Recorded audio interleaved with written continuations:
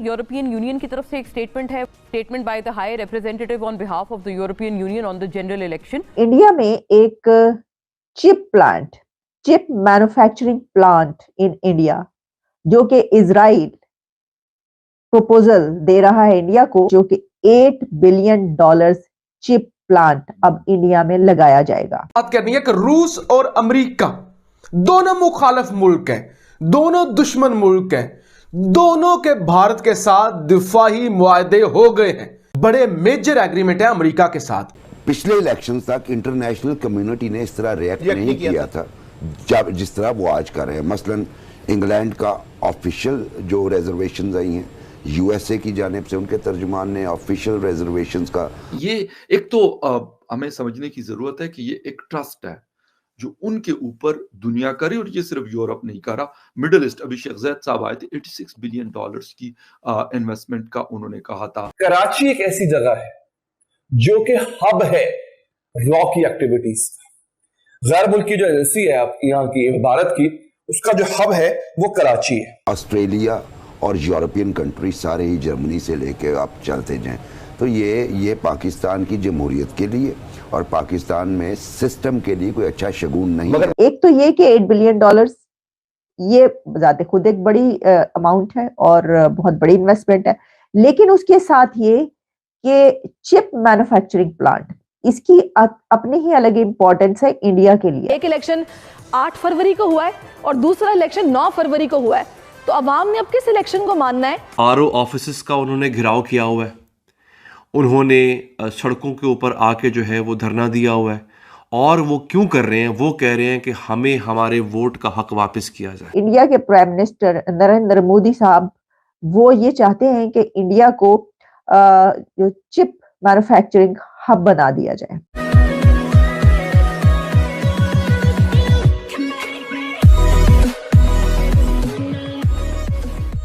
नमस्कार दोस्तों, अब ऐसा लग रहा है कि दुनिया पीछे पड़ चुकी है इंडिया की, कि भाई अब जो है ना, इंडिया को सेमीकंडक्टर का हब बनाना ही बनाना है, चाहे वो अमेरिका हो, चाहे वो इजराइल हो।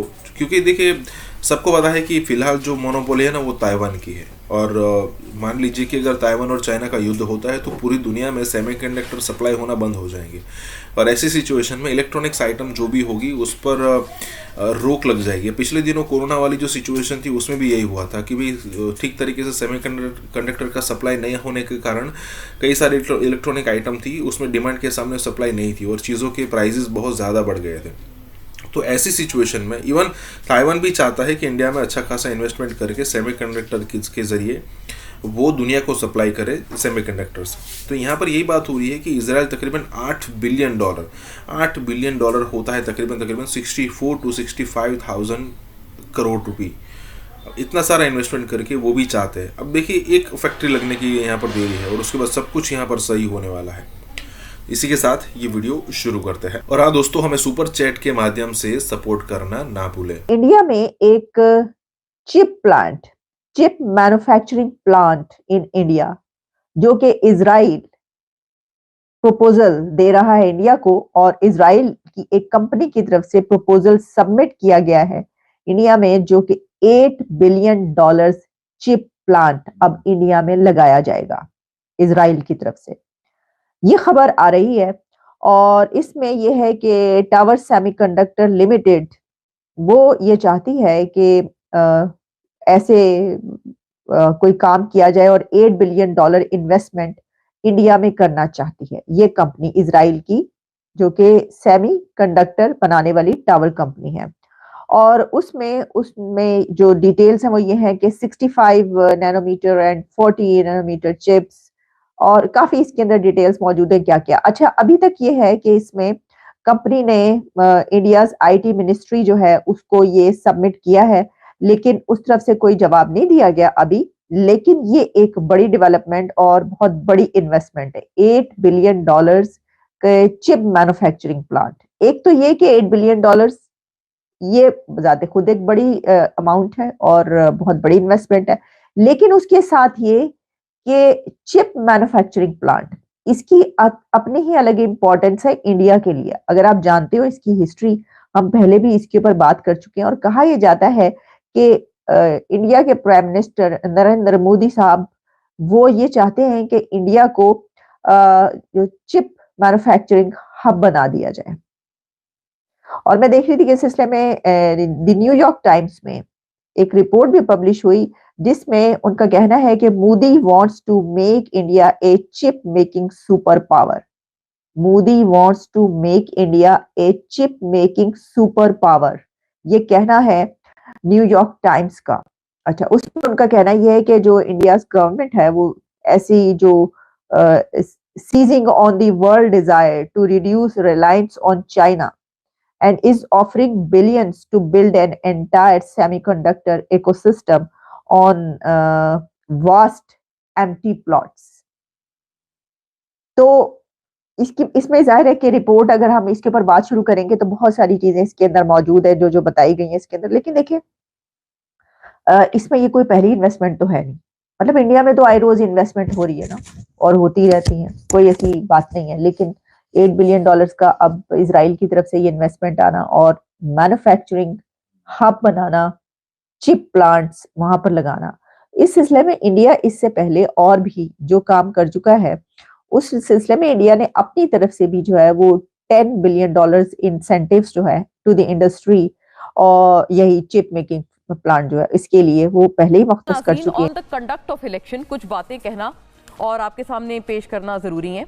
एक तो इसके ऊपर जो बैनुल-अक़वामी सतह पर आप देख रहे हैं कि जो एक रद्द-ए-अमल आया है, मेरे प्रोड्यूसर साहब से कहूँगी कि वो चलाएं ताकि हम ये तफसीली तौर पे आवाम को बताएं। ये एक लूप है नाजरीन जो हमने तैयार किया है कि जिसमें कांग्रेस जो मेन है, कांग्रेस वुमेन हैं, वो तशवीश का इजहार करते हुए नज़र आ रहे हैं कि जी इलेक्शंस के कंडक्ट पे Sheila Jackson Lee, Summer Lee, Susan Wild, John James, Ilhan Omar, David Cameron of course, congresswomen Suzy Lee, congresswomen Jasmine, Michael Steel, Veronica Escobar, Ro Khanna और जोकिन कैस्ट्रे, ये तमाम वो लोग हैं जो कि अपने तहफ़्फ़ुज़ात का इजहार कर रहे हैं। बाय एंड लार्ज ये बात ये की जा रही है कि इन तमाम तहफ़्फ़ुज़ात को एड्रेस किया जाए on the conduct of election, और उसी सूरत कोई भी हुकूमत जो बनेगी वो काबिल कबूल होगी बैनुल-अक़वामी सतह पर। इसी तरह की नाजरीन यूरोपियन यूनियन की तरफ से एक स्टेटमेंट है, वो भी नाजरीन के सामने अगर हम रख सकें। Statement by the high representative on behalf of the European union on the general election,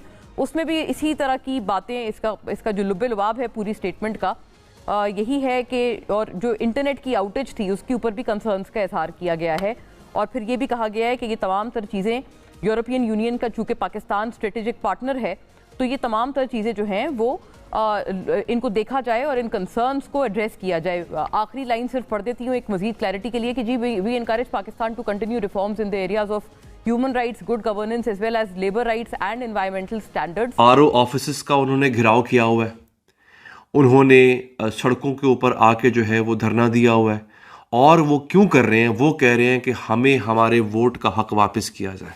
वो जो वोट हमने दिया था और वो हमसे चुरा लिया गया, हमें वो वापस चाहिए है। आप यकीन जानिए इस वक्त जो मैं मनाजर आपको दिखाने लगा हूँ अभी थोड़ी देर में, आप देख के हैरान रह जाएंगे। और कोई 8, 10, 12, 50, 100 नहीं, हज़ारों की तादाद में लोग मौजूद हैं।